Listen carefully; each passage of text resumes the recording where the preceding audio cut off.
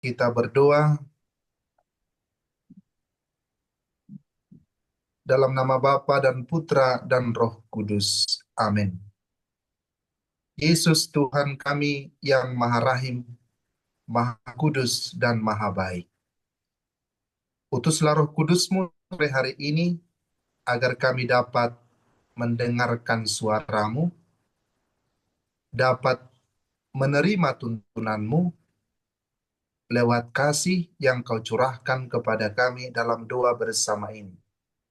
Dan melalui buku harian Santa Faustina, kami mau belajar melihat kehendak-Mu di dalam hidup kami. Utuslah Roh-Mu menerangi, memberkati kami semua, mengurapi hamba-Mu ini, sehingga permenungan kami pada jam kerahiman nanti semakin bermakna, karena sengsara-Mu sendiri yang telah menyelamatkan kami. Engkau sendiri yang berjanji, barang siapa datang kepadaku,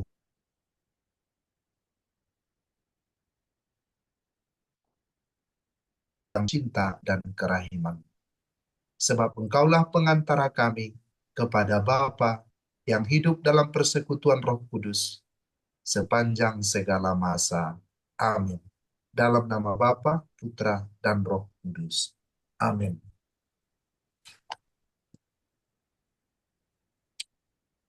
Nomor 728. Aku telah memilih Santo Claudius de la Colombiere dan Santa Gertrudis sebagai pelindung kudusku selama retret ini, supaya mereka mendoakan aku di hadapan Bunda Allah dan Juru Selamat yang Maha Rahim. Nomor 729. Dalam meditasi tentang penciptaan, pada titik tertentu, jiwaku menjadi begitu erat bersatu dengan Tuhan dan Penciptanya. Dalam kesatuan ini, aku mengenal Tuhan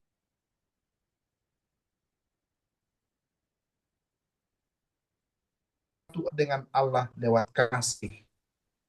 Dan misiku adalah memuji serta memuliakan kerahiman ilahi. Tuhan telah mengizinkan aku mengetahui dan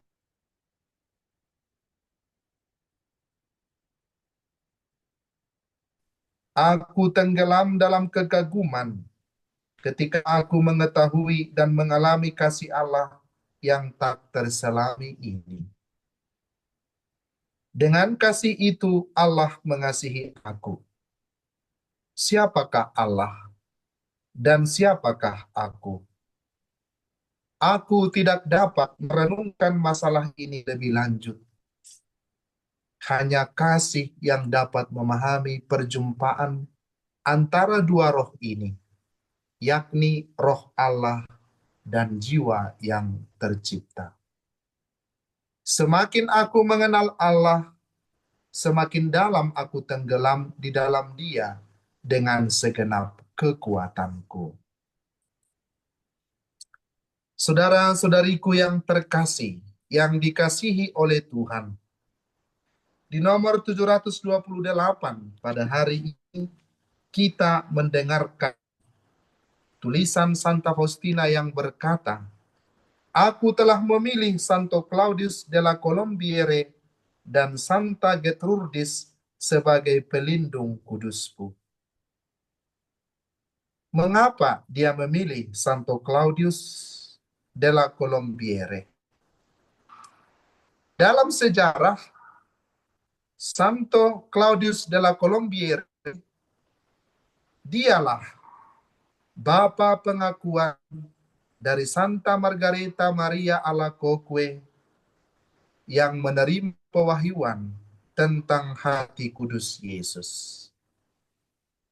Maria Margareta menerima pesan dari Yesus untuk membangun devosi hati kudus Yesus. Devosi kepada hati Yesus yang Maha Kudus. Dan Yesus sendiri berpesan agar menyebarkannya ke seluruh gereja. Tetapi pesan itu diterima oleh Santa Margareta dengan iman. Namun, dalam menyebarkannya, dalam mulai melakukannya, dia ragu-ragu. Karena dia sendiri ragu apakah benar penglihatan-penglihatan yang dialaminya itu. Ia merasa tidak pantas dan tidak layak untuk tugas yang mulia itu. Yesus memberitahukan dia bahwa dia sendiri akan mengutus kepada Santa Margareta Maria Alacoque, seorang imam yang saleh, untuk membimbingnya. Dan imam saleh itulah yang bernama Pater Claudius de la Colombiere, seorang dari Ordo Serikat Yesus. Pada tahun 1675, Pastor Claudius menjadi rektor di rumah Parai, di mana ada di situ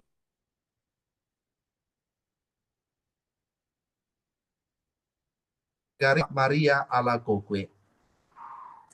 Dan imam yang saleh ini, Pater Claudius yang saleh inilah yang setia mendengarkan pengakuan-pengakuan para suster dan menjadi pembimbing rohani kehidupan rohani Santa Maria Margareta Alacoque. Suster Margareta Maria Alacoque menceritakan semua yang dialami olehnya kepada pastor yang saleh ini. Menceritakan kepadanya semua penglihatan-penglihatan religius. Maka tumbuhlah persahabatan di antara mereka, antara Pastor Claudius dan Suster Margareta Maria Alacoque.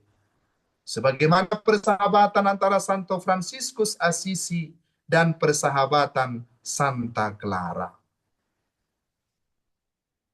Kita melihat bagaimana juga Santa Faustina berjuang untuk menyebarkan devosi kerahiman ilahi. Dia sendiri sering ragu-ragu tentang penglihatan itu. Dan dia menceritakan seluruh isi hatinya, pengalaman-pengalamannya, juga kepada seorang pastor yang bernama Pastor Michael Soposko. Maka bisa kita mengerti dalam retret pada waktu itu, dalam kehidupan rohaninya, Santa Faustina memilih Santo Claudius de la Colombiere dan Santa Gertrudis sebagai pelindung kudusnya selama retret. Karena Santo Claudius de la Colombiere adalah penggiat devosi hati kudus Yesus. Dia bertekun berdevosi kepada hati kudus Yesus seperti yang telah diceritakan kepadanya oleh Santa Margareta Maria Alacoque. Dan Pastor Claudius sendiri menjadi seorang devosan yang hebat, devosan yang setia, devosan yang saleh kepada hati kudus Yesus. Maka Santa Faustina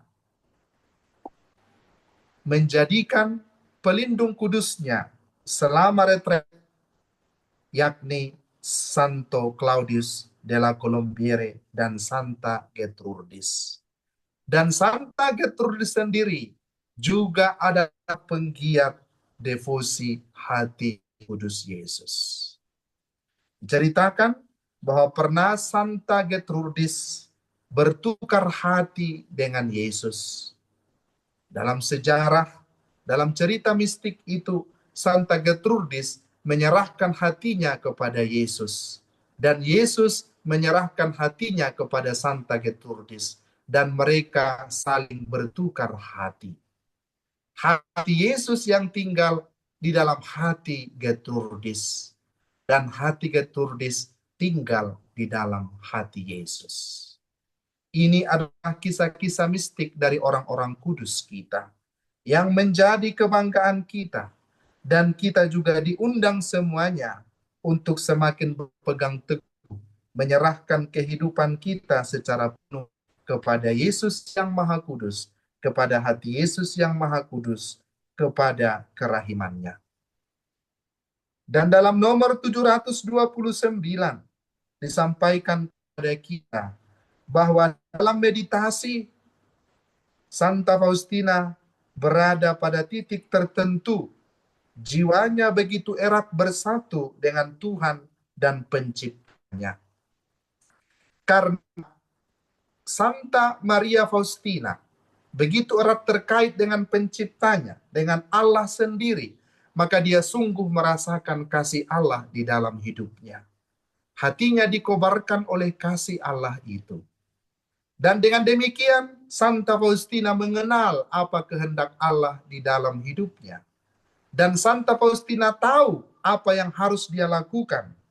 Santa Faustina mengenal tujuan dan misi hidupnya. Dan dicatat dalam buku harian tadi, tujuannya adalah bersatu erat dengan Allah lewat kasih. Dan misinya adalah memuji serta memuliakan kerahiman Ilahi. Saudara-saudariku yang terkasih, tidak ada yang lebih indah dari itu semua. Tidak ada yang lebih mulia dari itu semua. Segala yang ada di dunia ini bersifat sementara dan adalah ciptaan saja.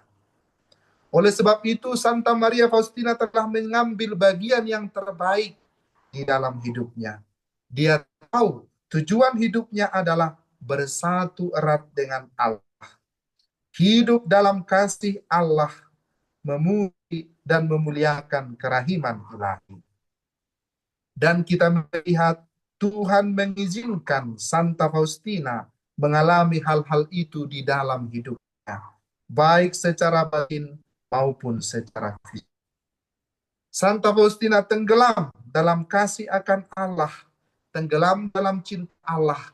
Dia berada di dalam kasih Allah, sehingga segala-galanya yang lain menjadi kurang berarti atau bahkan tidak berarti sama sekali. Dan dalam meditasi dalam doa itu, Santa Faustina melihat, ya Allah, siapakah diriku?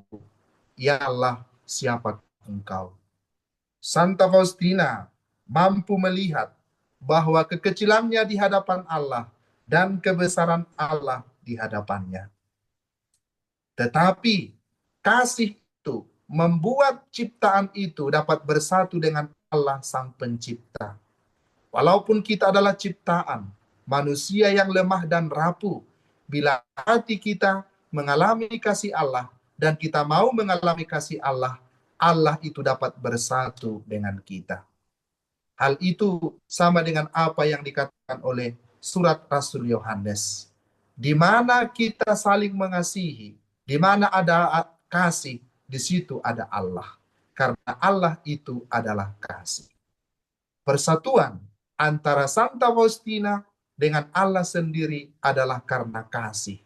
Kasih yang membara dari Santa Faustina kepada Allah membuatnya dapat merasakan kehadiran Allah. Saudara-saudariku yang terkasih, sebentar lagi kita akan masuk pada jam kerahiman Allah, pada jam kerahiman Ilahi yang agung ini. Mari kita menimba kasih Allah yang besar di dalam refleksi ini, di dalam permenungan pada jam kerahiman ini.